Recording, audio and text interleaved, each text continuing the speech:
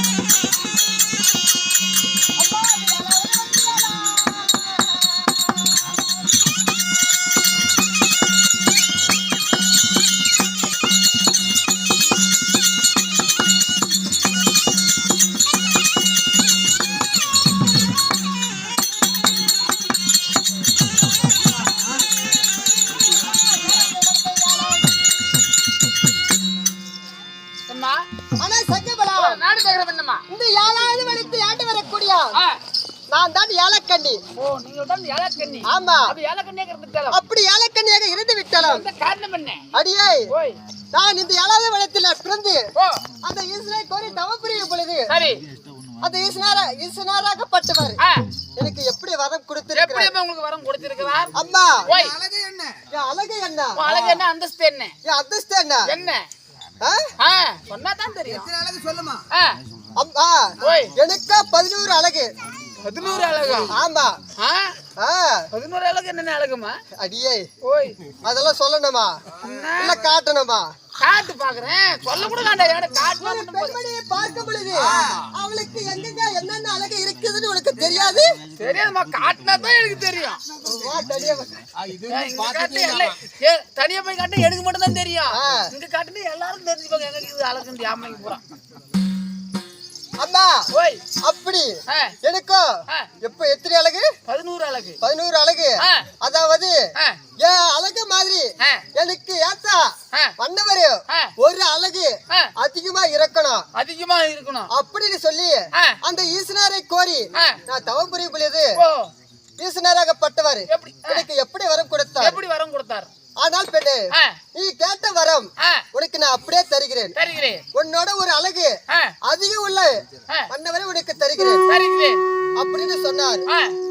அடடா அப்படி சொல்லும் பொழுது இதோ சவுண்ட் கேக்குது யாராவது நேரத்துல. அப்படி சொல்லும் பொழுது அண்ணா ஐயா சொன்னாரே அவரை வந்தால் நான் எப்படி கண்டுபிடிப்பது சரி என்று கேட்டேன். உங்க நான் வனத்துக்கு வந்தால் பட்ட மர பால்வடியம். ஆமா காய்க்காத மர காய்க்கும் பூக்காத மர பூக்கும் அப்படின்னு சொல்லி இருக்காரு. இப்பொழுது இந்த வனத்தில் நான் இருக்கிறேன். சரி யார் வருகிறாங்க என்று பார்ப்போம்.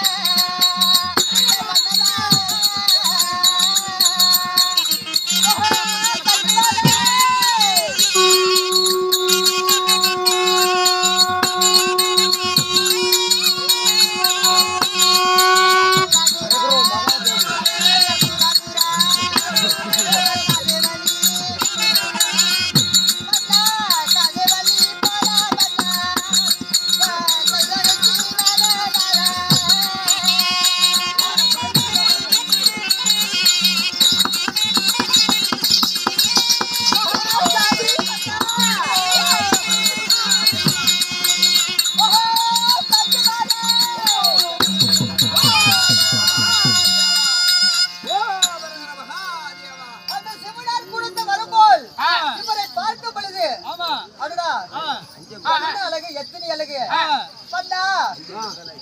இவருதான் என் கண்ணை கேட்ட கனவாளன் போல் தோன்றுகிறது. அதனால இவர் அழகா, என் அழகை பார்க்கும் பொழுது எப்படி இருக்கிறது தெரியுமா பண்டா? ஒன்னு அழகா, என்ன அழகா.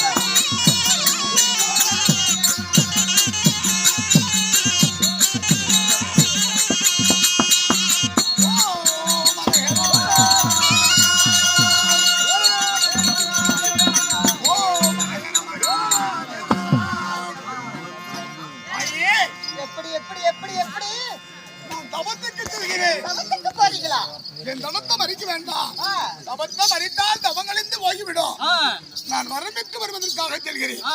என் வழியை மறிக்க வேண்டாம், வழியை விட்டுவிடும் மாதா பிதா. சாமி பண்டா, அப்படியெல்லாம் உங்களை ஒருபோதும் விட முடியாது.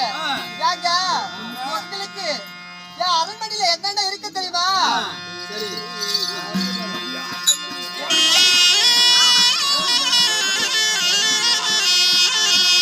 பண்டா, நமக்கு கட்டில் ஒட்டி